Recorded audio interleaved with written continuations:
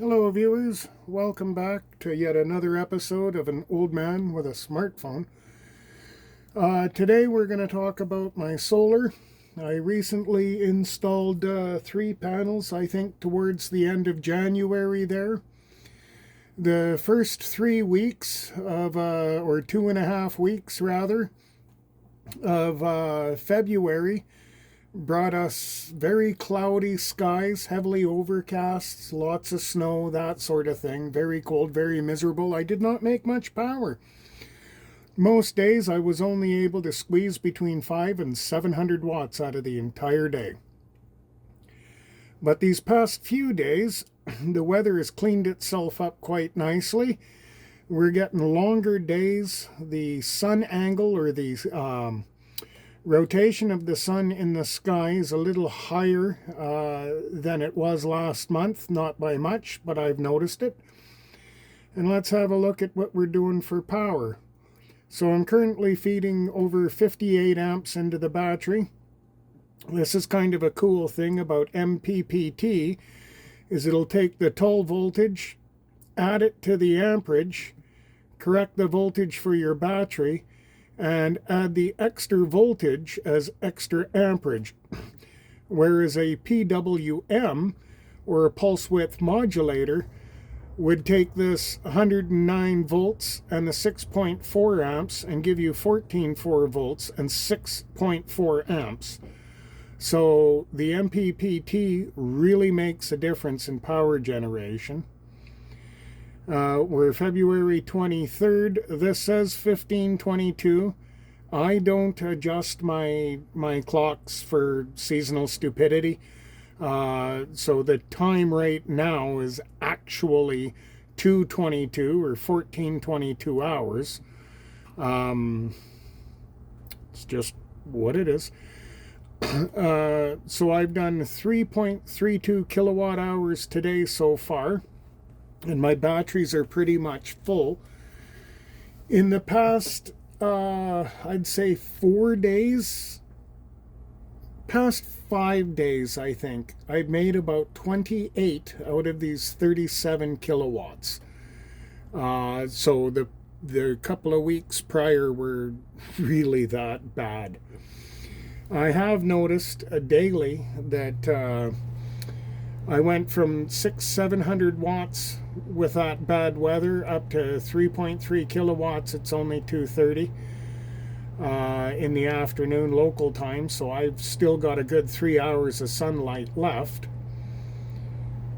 The battery's currently at 14.4, and we were getting a little over 500 watts. This is going to actually be dumbed down. I was getting quite a bit better than this earlier, but again, the batteries are now pretty much full, so the charge controller will start to reduce the amount of power it sends to the battery.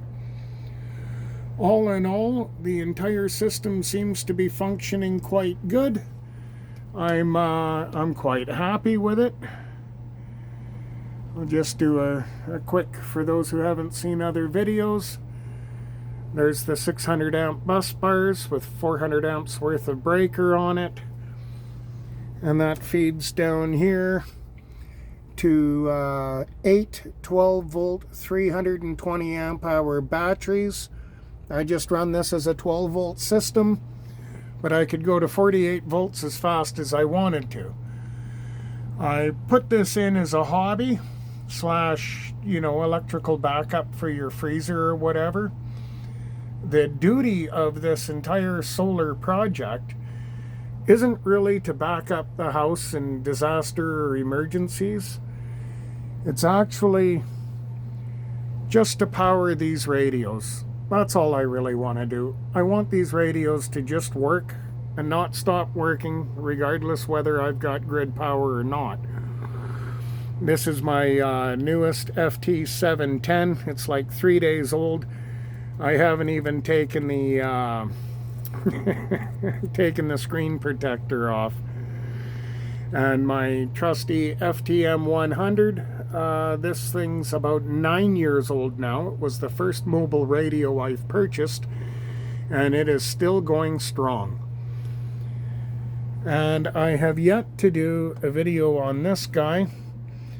As the box implies, I intend to be active. In fact, I'm going to be radioactive. But I haven't even opened the box and looked at this one yet. That'll be a future video and another project. The weather is getting nicer, and I intended to be able to take this little radio out and sit on my back deck and just talk everywhere on it. I'm not worried about it being 5 to 10 watts, as this radio is 100 watts, but if you look at my power, I only power it to 5 watts, and I recently had a QSO with a OH6RM station out of Finland, and he was using 1100 watts, I was using 5 watts. He gave me a signal report of 5 and 7, so beautiful signal at 5, and S7 for a signal strength. His signal strength was an S8 or an S9 here, and he was using 975 more watts than I was. He was pushing it. So big power doesn't necessarily mean big signal. That's why I'm not worried about this lower power radio. This is my first ICOM product. Everything I own is Yaesu, so I'm familiar with Yaesu lineup. I'm a student of ICOM, as it were, at this point. And I'm not even a student yet. You have to open the box before you begin to learn something. So that's all I have for this video. I hope you enjoyed watching. Feel free to leave a comment and tell me about your kit and what you've got going on for you. I always read my comments and respond to most of them. Other than that, I've got nothing further for you. You guys have a great day. Thank you for watching. Hope you enjoyed.